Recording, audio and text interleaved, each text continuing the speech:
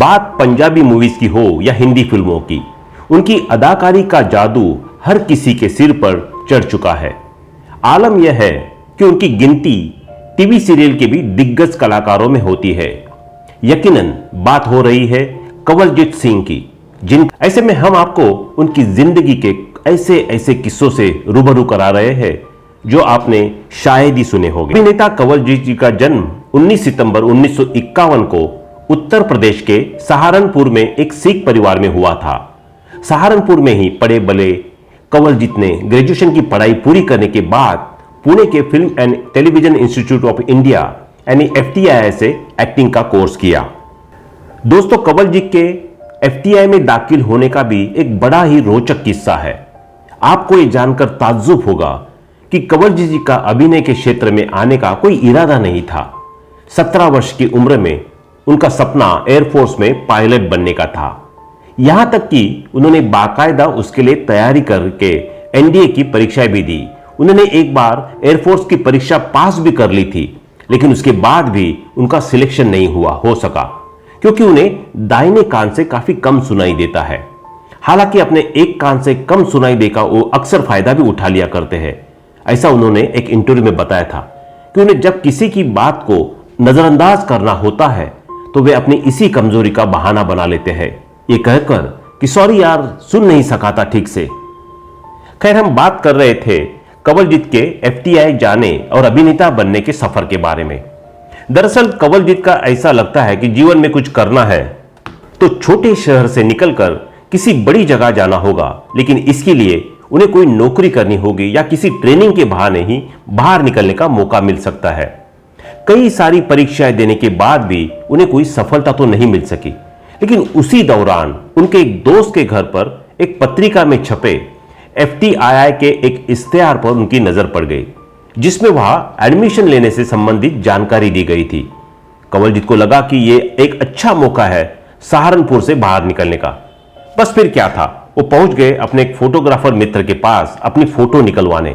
साथ ही उन्होंने उसे यह भी हिदायत दी कि जब तक मेरा सिलेक्शन न हो जाए तब तक यह बात लीक नहीं होनी चाहिए। दरअसल कंवलजीत नहीं चाहते थे कि अगर किसी वजह से उनका सिलेक्शन न हो सका और उन्हें वापस आना पड़ा तो कोई उनका मजाक उड़ाए और कहे कि हीरो बनने गया था और लौट आया। दोस्तों, कंवलजीत का पुणे जाने का किस्सा भी बड़ा दिलचस्प है, जिसका जिक्र उन्होंने अपने कई इंटरव्यू में किया है। हुआ ये कि जब वो पुणे के लिए निकले तो उनकी ट्रेन पहले मुंबई के एक स्टेशन मुंबई सेंट्रल पहुंचनी थी। फिर उसके बाद उन्हें अगली ट्रेन मुंबई के ही दूसरे स्टेशन से CST से, जो कि उस वक्त VT स्टेशन के नाम से जाना जाता था, वहां से पकड़नी थी। मुंबई सेंट्रल पहुंचकर उन्होंने वहां से ही VT के लिए एक टैक्सी ली।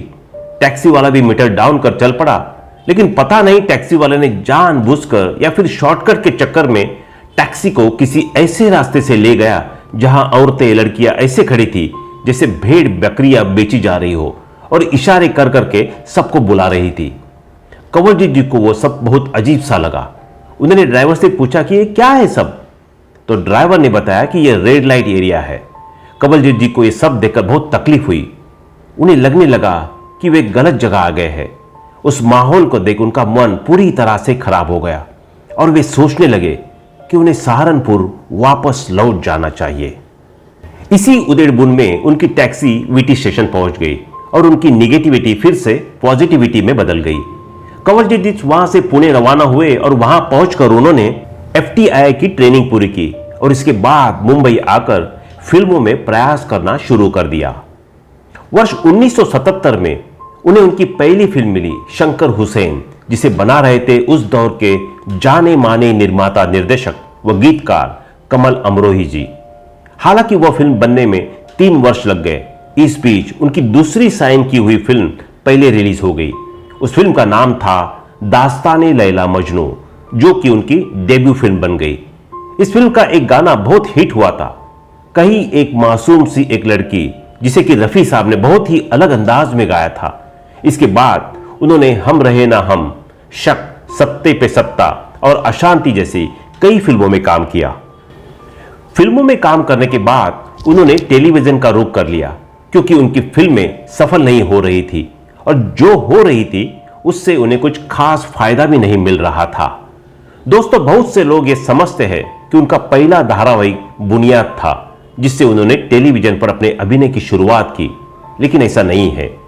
जाने माने निर्माता निर्देशक रमेश सिप्पी जी के बुनियाद से पहले उन्हीं के बैनर तले एक धारावाहिक बना था, जिसका नाम था छपते छपते।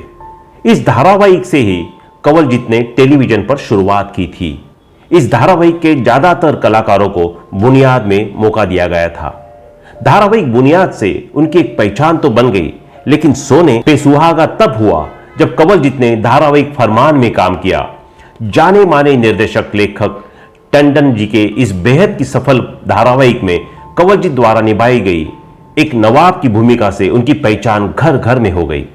हालांकि यह किरदार शुरू में कुछ नकारात्मक सा था, लेकिन धीरे धीरे उस किरदार के बदलते रूप ने अपने साथ साथ कंवलजीत जी को भी चहेता बना दिया। इसके बाद तो उन्होंने ढेरों धारावाहिक में सशक्त भूमिकाओं को निभाई, जिनमें सास, फैमिली नंबर 1, अभिमान, सिसकी, सारा आकाश और सबकी लड़की बेबो आदि प्रमुख है। टीवी और फिल्मों में काम करने के अलावा उन्होंने रंगमंच पर मिर्जा गालिब के नाम के एक मशहूर नाटक में भी काम किया है। हालांकि उन्हें शुरुआत से ही रंगमंच से एक डर सा लगता था और उस पर से उनसे पहले भरत कपूर और लेजेंडरी एक्टर बलराज साहनी जैसे दमदार अभिनेताओं ने इस किरदार को अपने दमदार अभिनय से एक अलग ऊंचाई दे दी थी। उन्हें बताया गया कि फिल्मों और टीवी शो में तो एक्टर को अपनी गलती सुधारने के लिए कई टेक मिलते हैं, लेकिन थिएटर में दूसरा मौका नहीं मिलता। और नाटक के दौरान अगर एक्टर अपने डायलॉग्स भूल गया तो दर्शकों के सामने उसका मजाक बन जाएगा। इसलिए वो थिएटर से हमेशा दूर ही रहते थे। लेकिन इस डर के बावजूद उन्होंने रंगमंच पर शानदार अभिनय किया और वहां भी अपने अभिनय का लोहा मनवाया।